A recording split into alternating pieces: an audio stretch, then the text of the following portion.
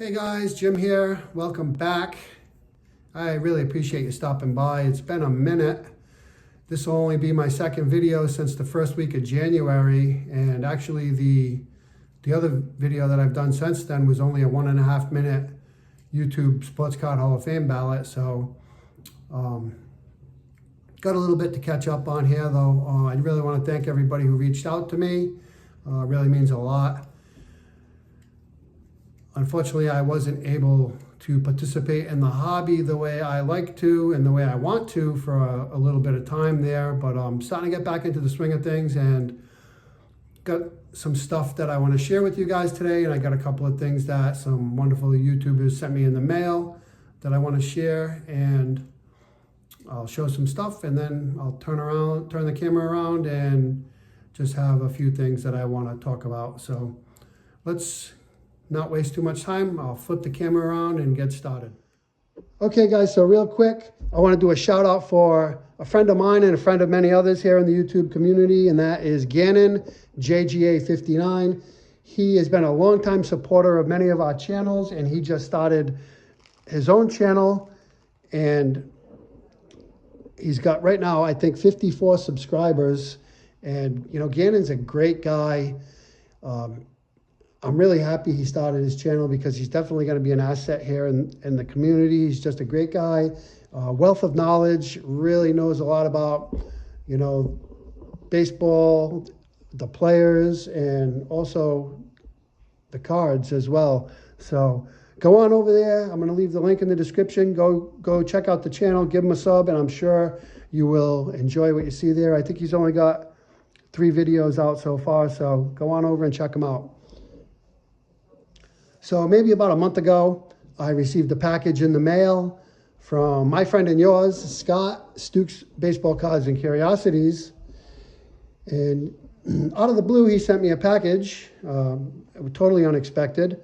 And, you know, Scott is an inspiration for exhibit cards. I really have learned so much about exhibit cards from him and really gotten into collecting them myself. And he knows that I've collected some boxing exhibit cards too. So he sent me this. It is Joe Berman, and just a beautiful exhibit. I'm not really sure the year on this, but I think it's from sometime before the mid-40s, maybe around the mid-40s. I'm not really sure on the year, but it's a great looking exhibit postcard. It's Joe Berman. One thing I saw on there that made me laugh is, I think that's supposed to say Chicago, but it's definitely misspelled. But anyway, Joe Berman, he was a great fighter. He only actually lost 3 fights in his 120 bout boxing career. And he probably holds the record for the shortest championship title holder. He was supposed to fight for the title, and the gentleman that he was going to fight didn't show up. Apparently he was injured, but they were telling him he had to fight and he didn't show up. So they stripped that guy of the title. They gave it to Berman, who was supposed to fight that guy. And at the same time, the New York State Boxing Commission got someone else to take the other guy's place. And the next day they had the fight, and Berman lost to the other guy. So he basically had the title for 2 days. So anyway, Joe Berman, that was kind of an interesting note that I found. And also with that was this beautiful photo, Pumpsy Green. And if you look closely, it looks like it's signed in ballpoint pen there. And of course, Pumpsy Green was the first African-American to play for the Boston Red Sox. And that is just a wonderful photo. And so thank you very much, Scott. I really, really appreciate you sending that to me. Actually, the day I received this, you know how sometimes you have those days where nothing seems to be going right? Well, the day I received this was actually one of those days. And, you know, Scott, he didn't tell me he was sending me anything. So this just kind of showed up unannounced. And it really brought a bright spot to a bad day. So Thank you again very much, Scott. I really, really appreciate that. And so moving on, Mark Santucci, who is another great supporter here on YouTube, doesn't make content, but he does support a lot of channels. He somehow, not sure, he realized or found out that it was my birthday. I got a birthday coming up here in a few days. And I think I may have mentioned one time in a video that I shared a birthday with Bobby Orr, and I think Mark somehow figured out when my birthday was. But anyway, he sent me a nice note, birthday card, and a little stack of cards here. Tanner Houck, Adam Duvall, Enrique Hernandez, Emmanuel Valdez, Garrett Richards, Ed Romero, Bobby Doerr, Dennis Oil Can Boyd, J.D. Martinez, Christian Vasquez, Jackie Bradley Jr., another Topps Chrome, Adam Duvall, Marty Barrett, Jeter Downs, Jonathan Herrera, Jody Reed, Kyle Larson, throwing out the first pitch, Juan Chacon, and Kyle Yastrzemski on the 81 Flair, and also a football card of Julius Adams. And so in addition to that, Mark also sent me some Patriots napkins, really cool, and a couple of packages of top loaders, which are always welcome and always will be put to good use. And so thank you very much, Mark. Thank you again. I really, really appreciate that. That was very, very kind of you to send that along and to wish me a happy birthday. And speaking of birthdays, actually working on the 68 top set, which 1968 is the year I was born. And I'm at about 50% on that set. I slowly chip away at it. When I go to card shows and stuff like that, I'll pick up, you know, a handful of cards here and there. But here's one that I recently picked up, and this is Frank Howard, and this is actually my birthday card. And so for those of you who don't know what I'm calling a birthday card, so this is from the 1968 set, which I just said 1968 was the year I was born, and it is card number 320 in the set. And so my birthday is March 20th, or 320. And so therefore this is considered to be my birthday card, 320 from the 1968 set. So just wanted to share that with you guys since I was talking about my birthday. And have you guys ever looked into your birthday card? And if so, please share in what that birthday card might be. I'd be interested to hear. So there's that. Then I went to a card show,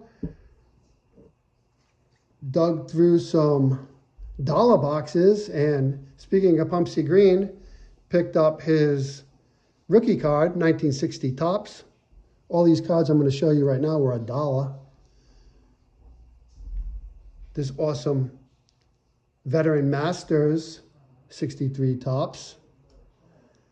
70 Topps RBI leaders with Harmon Killebrew, Boog Powell, and Reggie Jackson. Here's a 1998 Upper Deck, Pedro Martinez. Here's a 2014 Bowman Chrome Prospects, Carlos Correa. Figured for $1, why not pick that up. 1976 Strikeout Leaders, look at that, that's an awesome card. Tom Seaver and Nolan Ryan, I love that. Got this Richie Ashburn. It's beat, but man, for $1, what the heck? Why not? I don't know. It was $1, so I couldn't pass it up. It still looks awesome. 1971 Topps with the 1970 National League RBI leaders. We've got 3 Hall of Famers there on that card. Love that. Got this very nice 78 Topps Steve Garvey, and I already have this card, but I saw this one, and this card is in really, really nice condition. And so for $1, what the heck? Leo DeRocha, 66 tops, I believe. Another Leo DeRocha, a great manager, of course, with the Dodgers and, of course, the Cubs. So for $1, pick that up. And I got this. It was $1. It's probably only worth $1, but it's the Washington National League variation that they had that year. Apparently the Padres were planning on moving to Washington, and Topps came out with these cards in limited production. And I don't really see them around, especially in dollar boxes. So, and I don't have any in my collection. So I figured just to have a representative of the Washington National League cards, I grabbed that. Picked up a Hall of Fame autograph of George Kell on that beautiful TCMA. That was like $4, so couldn't pass that up. It's 1977 oh, I'm sorry. Yeah, it is a TCMA card. Renato Galasso. And very nice George Kell. So I added that to the collection. Also, a few recent pickups. So I got a few Japanese cards. First, I got this card, which I just thought was beautiful. I look at this card like a Renaissance painting. It's got a lot going on there. You've got the player, Akibe was his last name. I don't even know who this player is, but I saw this card and I kind of fell in love with it. So, like I said, I equate it to a Renaissance painting. And so you got the Akibe, he's sliding into the home plate. Apparently, this guy here was just crossing the plate in front of him, looking to see what happens there. You got the on-deck hitter there, standing there watching the action. The catcher anticipating the ball coming in. You got the umpire looking down. Man, it's just a great card. And you even got the Hanshin Tigers flag there in the background. So just saw that card, man. I thought it was awesome. So just grab that. Here's the back of it. That's from 1978 Calby. And a couple other Calby cards here. I got Isao Haramoto from 1975 Calby. And there's the back. And here's another Haramoto card. I've been trying to beef up my collection of Haramoto because he was just a great player, one of the all-time greats in Japan, actually. And he has a great story as well. He suffered severe burns on his in an accident at the age of 4 years old, and his 3 middle fingers were scarred and basically frozen in a curled position. And that forced him to become a left-handed hitter and thrower. And he actually had to use a custom glove that would fit over his injured hand, or his damaged hand. So that was pretty interesting. And his scarred fingers were bent in such a way that the bat could slide between them, and it was the three middle fingers on his right hand that were just scarred, like I guess in a curled position, something like that. I don't know. But in addition to that, Haramoto also survived the release of an atomic bomb over Hiroshima on August 6, 1945. And he survived without any injuries because, fortunately for him, the family home was located in the shadow of a mountain.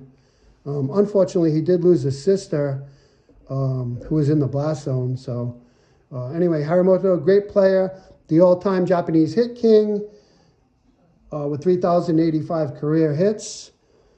And he also had a .319 career batting average with 504 home runs, an 18-time All-Star, and a 7-time batting champion. So, like I said, a great player, and I've been trying to, it's on my list to start beefing up my Haramoto collection. And so just got a bunch of exhibit cards here that I picked up. Shout out to Scott Stukes, Baseball Cards and Curiosities. Got this beautiful Yogi Berra, just love that photo. Richie Ashburn. Very nice Elston Howard. Very nice Gil Hodges. These are all these exhibits are awesome. They're all very nice. Warren Spahn. Duke Snyder.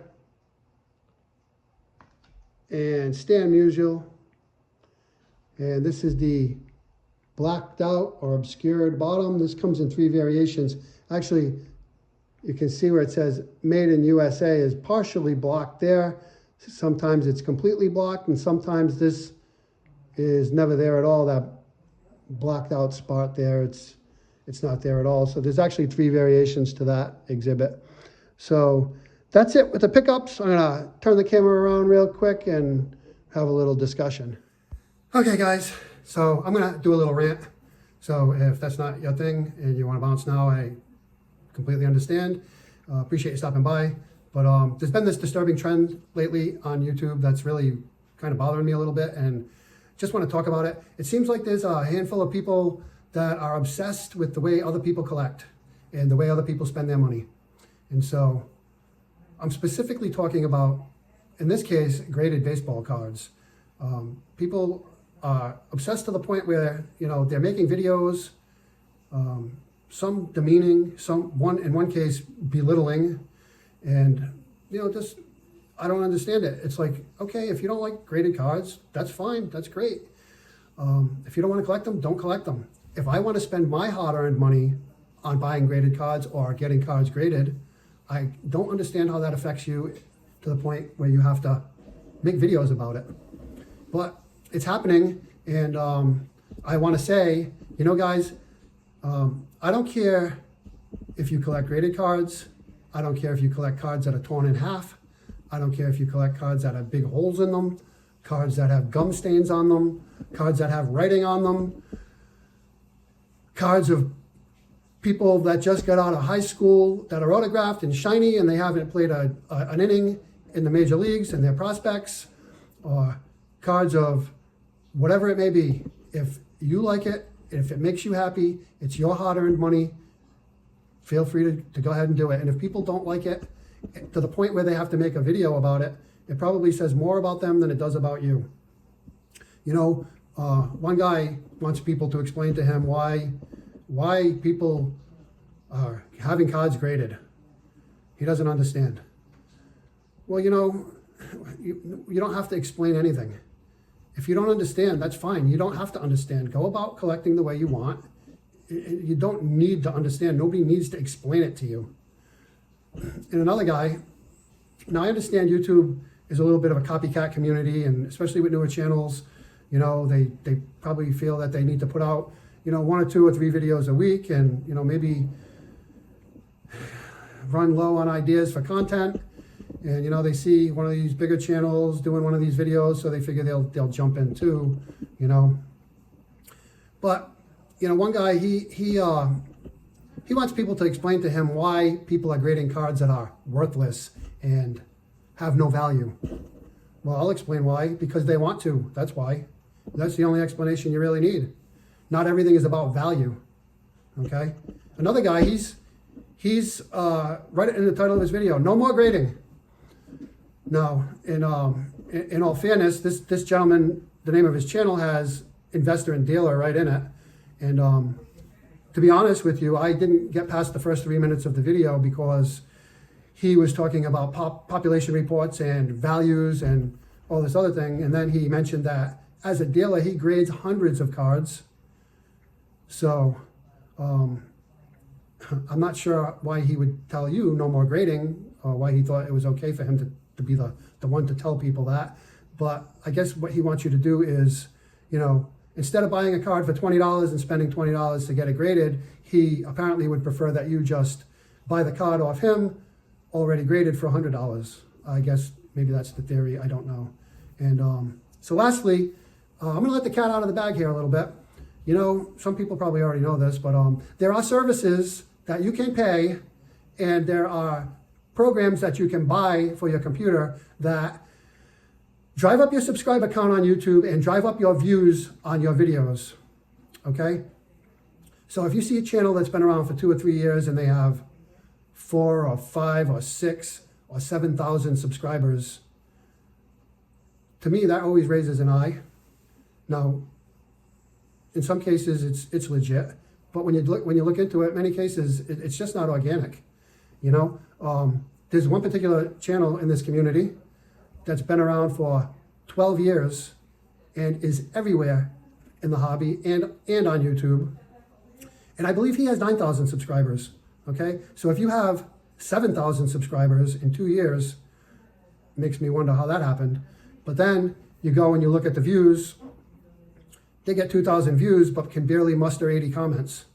So, you know, since you asked, I would prefer to spend my hobby money grading cards that have no value of players that I enjoyed to watch when I was young, or cards that I remember collecting. I would rather spend my hard-earned money doing that over buying subscribers and views for my videos. So, since you asked. And that's all I got, guys. Don't let anybody make you feel any certain way about the way you collect. You collect the way you want, you enjoy it, and don't listen to the noise. Talk to you all soon. Bye for now.